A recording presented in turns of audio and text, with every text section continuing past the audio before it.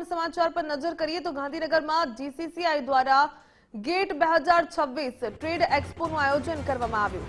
મુખ્યમંત્રી ભૂપેન્દ્રભાઈ પટેલના હસ્તે ટ્રેડ એક્સપોનું ઉદ્ઘાટન। ગાંધીનગર હેલિપેડ ગ્રાઉન્ડ ખાતે ટ્રેડ એક્સપોનું આયોજન કરાયું તો જીસીસીઆઈના હોદ્દેદારોને ઉદ્યોગ જગતના અગ્રણીઓ હાજર રહ્યા। 18 એપ્રિલ સુધી ચાલનારા એક્સપોમાં વ્યવસાયની નવી તકો અને દિશાઓ। ટ્રેડ એક્સપોમાં મુખ્યમંત્રી ભૂપેન્દ્રભાઈ પટેલે નિવેદન આપ્યું, કહ્યું કે વૈશ્વિક પરિસ્થિતિમાં ભવિષ્યમાં શું થઈ શકે તે અંગે આપણે જાણકાર। પીએમ નરેન્દ્રભાઈ મોદી છે એટલે દેશને કોઈ અસર નહીં પડે, આપણે વિશ્વની ત્રીજી ઇકોનોમી બનવા આગળ વધી રહ્યા છીએ તેવું પણ જણાવ્યું। સાથે જ કહ્યું કે ગુજરાત પણ આજે ટ્રેડ ક્ષેત્રે રોલ મોડલ બન્યું। ગુજરાત આજે પોલિસી ડ્રીવન સ્ટેટ બન્યું। જીસીસીઆઈ ઉદ્યોગ જગતના પ્રશ્નો રાજ્ય સરકાર સુધી પહોંચાડે છે। ઉદ્યોગો અને સરકારની વચ્ચે જીસીસીઆઈ બ્રિજ રૂપી કામ કરે છે। પહેલા ગ્લોબલ માર્કેટ તરીકે વિશ્વ ભારતને જોતું હતું, આજે મેન્યુફેક્ચરિંગ હબ તરીકે ભારત ઓળખાય છે। ગુજરાત હવે સેમિકન્ડક્ટર હબ બની રહ્યું છે તેવું પણ ભૂપેન્દ્રભાઈ પટેલે જણાવ્યું। સાથે જ ગેટ 2026 સંદર્ભે જીસીસીઆઈ પ્રમુખ સંદીપભાઈ એન્જિનિયરે પણ નિવેદન આપ્યું।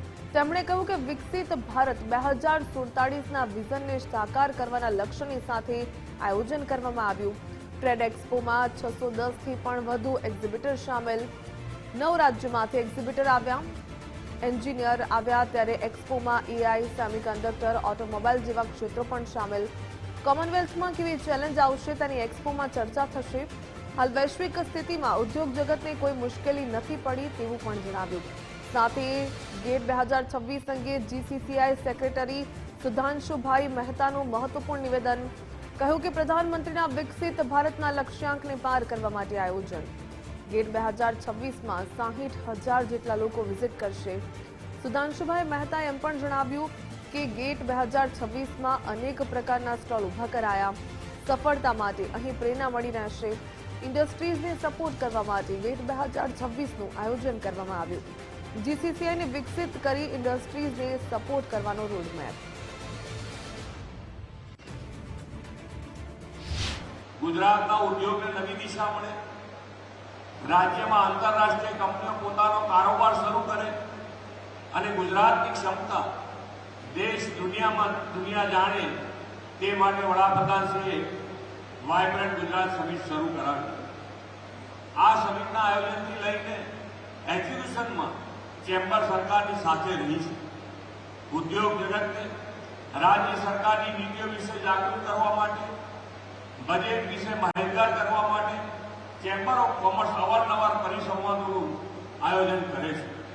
વડાપ્રધાન શ્રી નરેન્દ્રભાઈ મોદીના નેતૃત્વમાં ગુજરાત પોલિસી ડ્રીવન સ્ટેટ બન્યું છે અને સરકારને પોલિસી મેકિંગમાં ગ્રાઉન્ડ રિપોર્ટ અને ફીડબેક આપવાનું ખૂબ જ મહત્વનું કામ ચેમ્બરે કર્યું છે। ઉદ્યોગના પ્રશ્નો સરકાર સુધી પહોંચાડીને એક પ્રકારે તમે ઉદ્યોગ જગત અને રાજ્ય સરકાર વચ્ચેના મહત્વના સેતુ બન્યા છે। સૌનો સાથ, સૌનો વિકાસ, સૌનો વિશ્વાસ અને સૌના પ્રયાસ મંત્રને ગુજરાતે 100% સાકાર કર્યો છે। આપણા માનનીય વડાપ્રધાન શ્રી નરેન્દ્રભાઈ મોદીનું જે વિઝન છે વિકસિત ભારત 2047, એ વિઝનને કઈ રીતે આગળ લઈ જવું એને ધ્યાનમાં રાખીને આ ગેટનું આયોજન કરેલું છે। ગયા ગેટ કરતાં આ ગેટની સાઇઝ ડબલ થયેલી છે।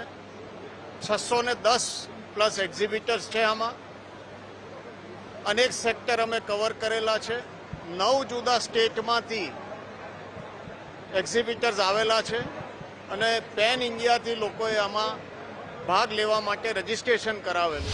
આ બીજી સેકન્ડ આવૃત્તિ છે અમારી ગેટ 2026। હવે આદરણીય વડાપ્રધાનશ્રીના 2047ના વિકસિત ભારતના લક્ષ્યાંકને પાર કરવા માટે ગુજરાતનું અને ગુજરાત ચેમ્બરનું યોગદાન માટે આ પ્રકારના કાર્યક્રમો યોજવામાં આવે છે।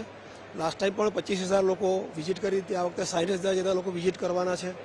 આદરણીય મુખ્યમંત્રીશ્રીએ એનું ઓપનિંગ કર્યું છે। B2B, B2C, venture Capitals, startup વગેરે અનેક પ્રકારના સ્ટોલ છે। સોનાલી બેન્દ્રે પોતાની લાઈફની જર્ની કહેવાની છે। 70 વર્ષે સક્સેસ થયેલા રાકેશ બેદી પણ પોતાની વાત કરવાના છે। તો સક્સેસ માટે કોઈ એજની સીમા નથી હોતી, સમયની સીમા નથી હોતી।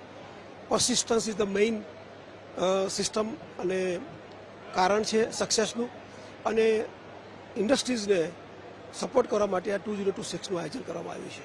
યસ, અમે અમારો પોતાનો રોડમેપ નક્કી કર્યો છે. જીસીસીઆઈને પણ ડેવલપ કરવાનું છે. એના માટે ડાયલોડ જેવી સંસ્થાને અમે સાથે રાખી અને જીસીસીઆઈને પણ કેવી રીતે વિકસિત કરવું, જીસીસીઆઈ વિકસિત થશે તો ઇન્ડસ્ટ્રીવાળાને વધારે સપોર્ટ કરી શકશે, એ માટેનો રોડમેપ અમે તૈયાર કરેલ છે.